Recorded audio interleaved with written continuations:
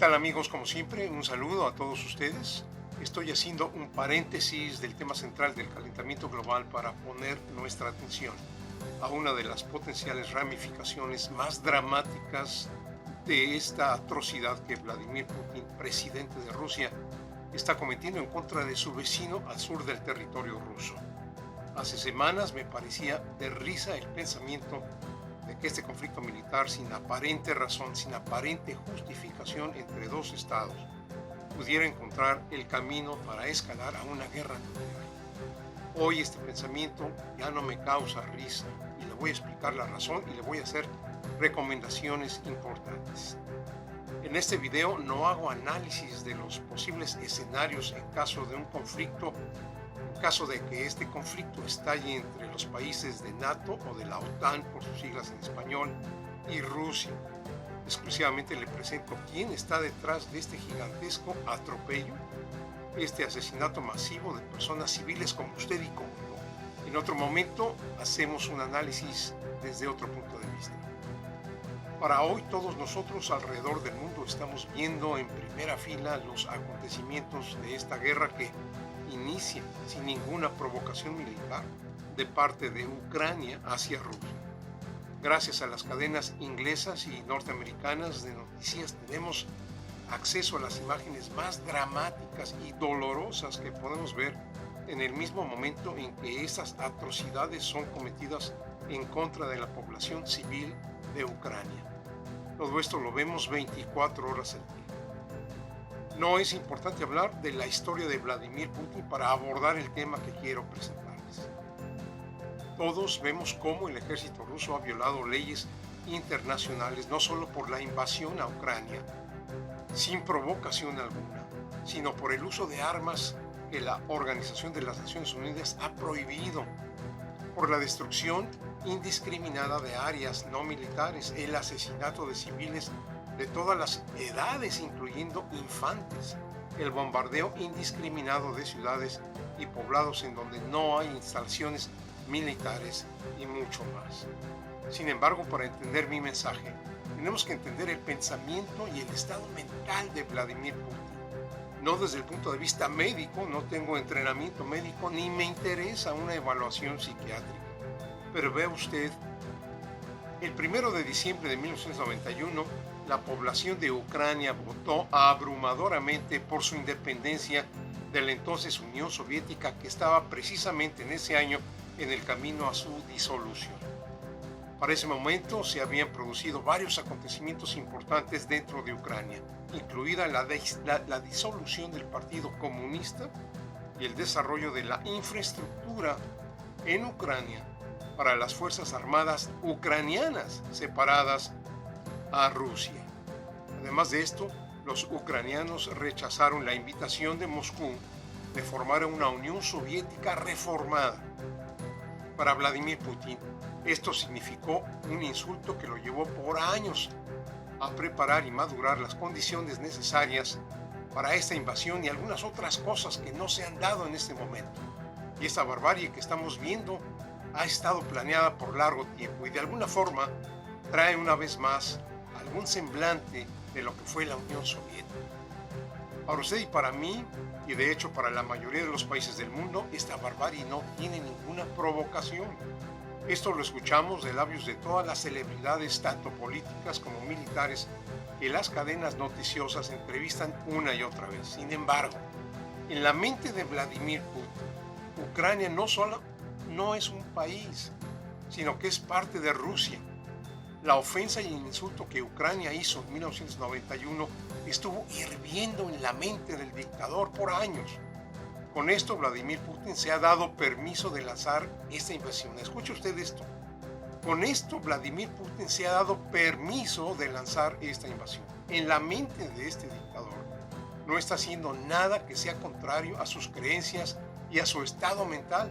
En el centro de su pensamiento, esto que hace es correcto. Esto está en el centro de todo este conflicto.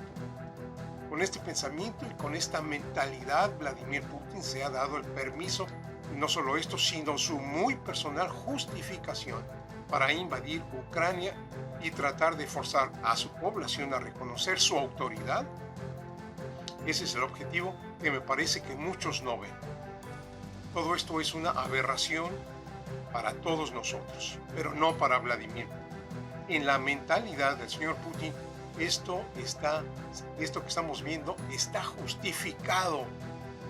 Y este es el peligro que estamos viviendo.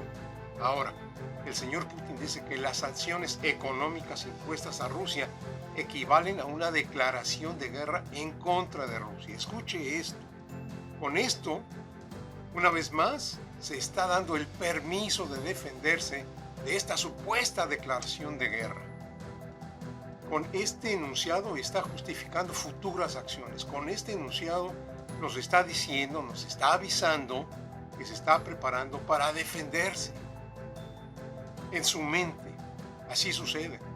Vladimir Putin nos avisó, nos telegrafió por años, desde el año 2014, cuando el vuelo MH17 de la empresa Aerolíneas de Malasia fue derribado sobre Ucrania en julio de ese año por lo que se ha determinado un lanzador de misiles de fabricación rusa disparado por rebeldes respaldados por Rusia. Desde entonces, esto se venía a venir.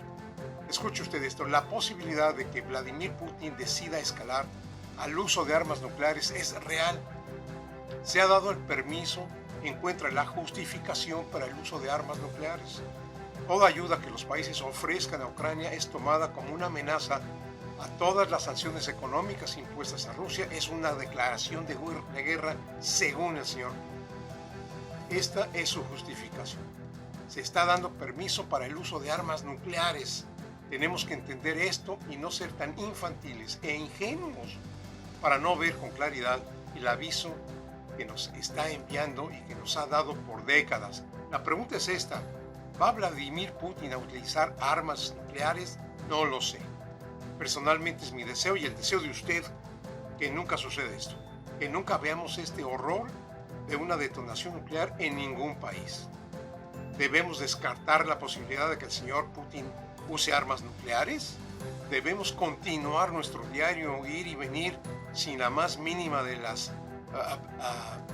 los pensamientos que podamos tener para prever algo? La respuesta a estas dos preguntas son no y no. Hoy día, ¿cuál sería el escenario que se espera en caso de una guerra nuclear con Rusia? Lo más probable es que Vladimir Putin no le interese detonar un arma nuclear en Polonia o en Estonia o en Lituania, pero sí en Ucrania. Y gracias a algún cálculo erróneo de alguno de los gobiernos de los países militarmente fuertes de Europa o de nosotros mismos, Vladimir Putin estaría dispuesto a detonar bombas nucleares en Inglaterra, Francia, Canadá, Turquía y los Estados Unidos. Y si Polonia es el canal a través del cual aviones y otros armamentos pesados ingresan a Ucrania, como aparentemente está a punto de ocurrir o está ocurriendo en este momento, entonces tenemos que incluir a Polonia en esta lista. Detonaciones nucleares en Ucrania no ponen nuestra vida en peligro. Ninguno de los países de NATO intervendría con presencia militar. Ninguno de los países de NATO enfrentaría a Vladimir Putin militarmente, y creo que ese es un hecho. Pero las detonaciones nucleares en Polonia, que es miembro de NATO, daría inicio a una guerra con Rusia, y esto sí pone nuestras vidas en peligro. Vladimir Putin se está fabricando la justificación para una acción de esta magnitud.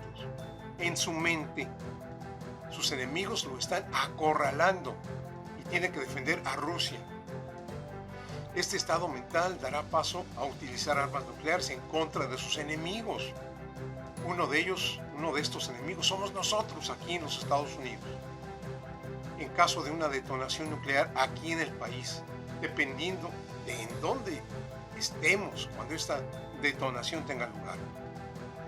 En este momento, ¿qué hacemos? ¿Nos hemos preparado? ¿Cómo podríamos sobrevivir a esta detonación?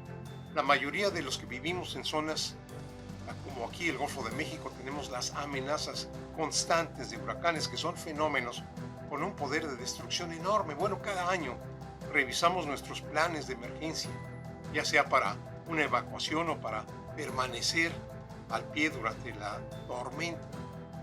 Nos procuramos los alimentos necesarios para un par de semanas, el combustible necesario para una evacuación emergente, el dinero en efectivo necesario para hacer frente a gastos necesarios por un par de semanas, rutas de salida, documentos importantes, en fin, ¿qué le platico? Para un evento del tamaño de una detonación nuclear, ¿qué hay que hacer para sobrevivir? Primeramente tenemos que formular un plan semejante al plan que hacemos los que vivimos en el Golfo de México o en el Atlántico. La enorme diferencia es que en el caso de un huracán lo vemos venir con días de anticipación. En el caso que estamos tratando, tenemos que escuchar lo que dice Vladimir Putin, tenemos que ver el mensaje, tenemos que entender qué es lo que está en su pensamiento, qué es lo que dice y qué es lo que no dice. ¿Siente usted esto radical? No, no lo es. Desde la crisis de 1962, cuando secretamente Rusia comenzó a instalar misiles en Cuba para atacar a los Estados Unidos, no hemos estado tan cerca de una locura nuclear como lo estamos hoy. Mientras Vladimir Putin esté al mando de Rusia y mientras él se sienta justificado en defender a Rusia y la invasión a Ucrania no termine de una u otra forma en las próximas semanas, hay riesgos de una locura que nos pone en riesgo. Tenemos que entender que Vladimir Putin está 100% convencido de que está justificadamente actuando y que él es un patriota y que Rusia necesita todas estas acciones. Sabemos que todo esto es una locura, pero de momento Vladimir Putin tiene el poder. Continuamos abordando este tema en la medida en que el señor Vladimir Putin nos ofrezca señales específicas y concretas de alguna futura estupidez que planea hacer. Su suscripción es importante. Haga un clic en la campanita para recibir notificaciones de mis próximos videos. Mientras tanto, en donde quiera que usted esté, tenga buen día, tenga cuidado y manténgase bien informado. Soy Francisco Chaparro y les envío un saludo desde el estado de Texas, aquí en los Estados Unidos de América. Adiós.